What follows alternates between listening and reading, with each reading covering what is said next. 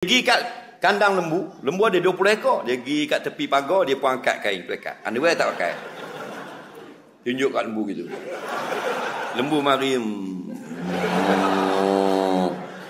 Bodoh. Pokoknya haram dan harus. Bila haram, mandi di masjid. Nampak? Dekat kolah wuduk. Lari habis, tu siap lari habis. Faham tak? Itu haram lah. Bila harusnya tertutup. Mandi di rumah, mandi dalam hotel. Faham tak? Tertutup. Bila haramnya, ada mata yang haram tengok. Dah kalau ada mata orang yang harus tengok, harus tengok, tidak haram. Dia dengar baik-baik ni, aurat maknanya anggota badan yang kita wajib tutup dari pandangan manusia. Bukan wajib tutup dari pandangan jin. Sunat tutup dari pandangan jin. Tapi wajib tutup dari pandangan manusia. Sebab tu Nabi suruh baca bismillah masuk dalam jamban, dalam tanda. Kita baca dah, 40 tahun dah umur, tak baca.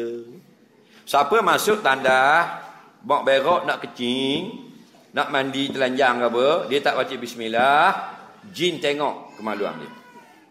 Bermakna 60 tahun mu tak baca, 60 tahun dah jin tu puas dah tengok jin kata.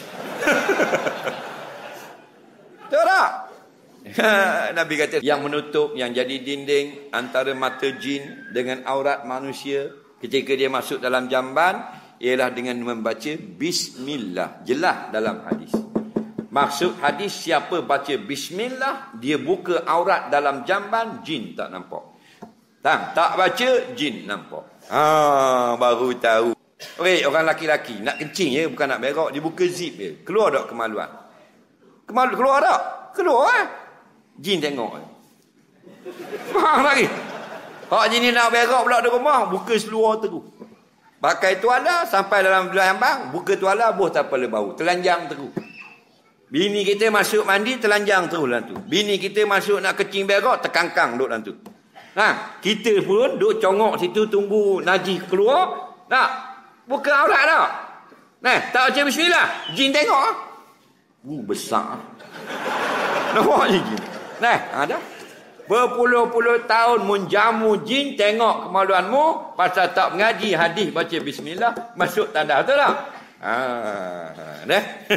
Manusia kita wajib tutup. Binatang tak wajib tutup. Binatang tak haram. Dia pergi kat kandang lembu. Lembu ada 20 ekor. Dia pergi kat tepi pagar, dia pun angkat kain pelekat. Underwear tak pakai. Tunjuk kat lembu gitu. Lembu mari. Bodoh. Berdosa tak berdosa? Bangang orang panggil. Faham lagi? Bahasa dia binatang.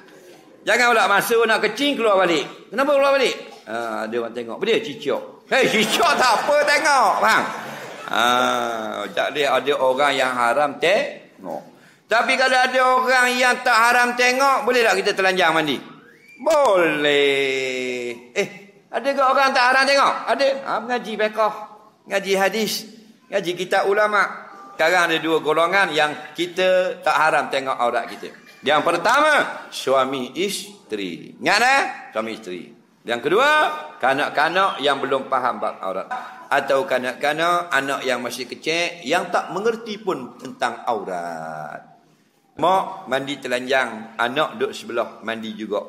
Anak mandi paip kecil, mak mandi gayung, telanjang bulat. Atau anak duduk main mandi, mak duduk beruh baju dalam bilik air, telanjang bulat.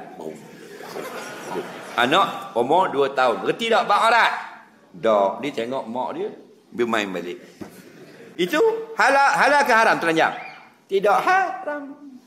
Atau ayah mandi telanjang, anak duduk dalam besen, main itik kuning. Main pusing-pusing kan. Umur 2 tahun, berhenti tak? Tak berhenti. Ayah duduk mandi telanjang. Donde. Faham mandi. Faham? Anak dia tengok ayah Angry Bird. Tapi anak dia berhenti tak? Tak berhenti. Pasal baru 2 tahun. Ini yang Tuhan sebut dalam Quran. Kanak-kanak tak faham masalah aurat. Haram tak? Tak. Anak dia tengok kemaluan ayah. Cuma dia tak faham. Ni itik mari mana pula? Ni faham?